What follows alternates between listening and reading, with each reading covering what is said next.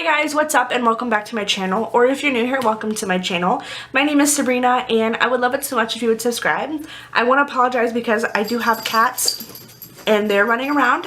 Apparently it's playtime, so I apologize if that's distracting in the background, but today's video is going to be a little bit more serious, so I apologize about that. As you guys can see by the title, we're going to be talking about my IBS and paralysis. So if you guys don't know my background story, I am disabled. I was injured in 2012 in a single vehicle car accident that paralyzed me. I have a spinal cord injury, and with my spinal cord injury comes bladder and bowel issues. So I was already having trouble with that, but I've had issues with my stomach for pretty much my whole life. As long as I can remember, I know that I've had stomach issues, but I didn't really start taking it seriously until I became injured because I was constantly having accidents. I thought this was due to the fact that I was disabled, but I've talked to my other friends and they are not having similar problems as I did. Unfortunately, I let it go and I let it go. And last summer, the summer of 2018, I did have my appendix go bad.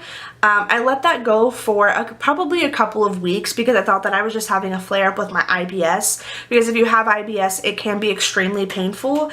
I remember I would call my mom crying, being like, I feel like I'm giving birth because going to the bathroom hurt me so bad. I can't feel probably below my hips and down, but going to the bathroom was so painful for me at times, and I was constantly having accidents. Like almost everything I was eating was causing me to get sick within 45 minutes, so at times I wasn't eating. I'd been working with my regular doctor to kind of try to figure out a solution for this. I have been diagnosed with anxiety, so I started taking an anxiety pill, and I feel like that did help me personally because about 90% of my anxiety stems around me being sick in public. I do not like being sick. I do not want to have accidents in public, and so when I start to feel sick, I will constantly focus on that, which will in turn make me sick because I have a nervous stomach. So going on the anxiety medicine that I went on did help me with that, but it didn't stop it. I was still having accidents constantly.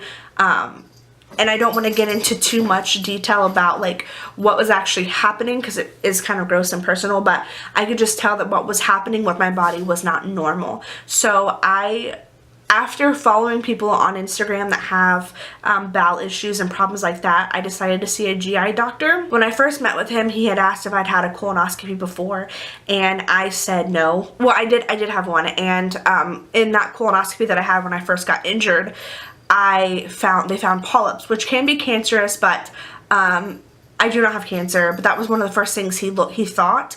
So going into my colonoscopy, I was very, very nervous about what the outcome was going to be, but the results from my colonoscopy came back that I don't have like colitis or anything like that. I'm just diagnosed with irritable bowel syndrome. So I wanted to kind of talk a little bit about like the struggles and what I do to kind of help me. I'm still struggling with this pretty hardly, especially because I don't have control over my bowels. So it is something that is constantly weighing on me. And if you guys have any tips and tricks, please let me know in the comments below. One, I would definitely suggest changing what you eat. This is something that's really hard for me. I absolutely love Chick-fil-A, and because I'm so busy with school and work, it's so much easier for me to grab like something fast such as Chick-fil-A. And Chick-fil-A doesn't always make me sick, but eating greasy, heavy, fatty foods like that is not good for IBS, and IBS can be reversed with healthy eating. So what I'm trying to do now is just not eat out as much. I'm trying to eat more healthier options. So I'm trying to drink less soda. If I drink soda, it will be diet, and I'm trying to drink less per day. So that's kind of what I'm doing with that. And I also take anxiety medicine because that does help me like decrease my fear, my worries about it.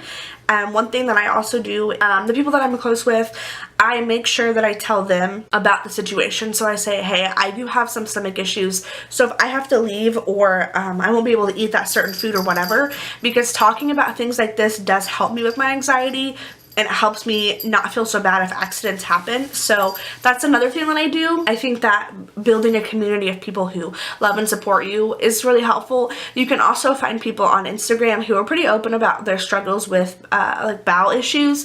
So I will leave like one of my favorite girls down below. Her name's Life is Zoe. She's really cool and she talks really openly about her issues. So if you're someone that's struggling, go follow her and just show her some love. She's definitely been really supportive to me throughout this. If you guys have any questions questions or anything, let me know. I feel like this video was kind of random and out there, but I kind of wanted to start talking more openly about this because I don't think people talk about it enough because it's kind of embarrassing. So if you guys would like me to do more videos like this, please let me know and leave some recommendations of things you want to hear about. Unless you're a creep and have like a poop fetish, then please don't, because I've been getting a lot of those weird men on my videos. So that's what you're into. Sorry, that's not for you. But if you guys have any more questions, let me go in the comments below. I can't speak. And I will see you guys in my next video. Bye!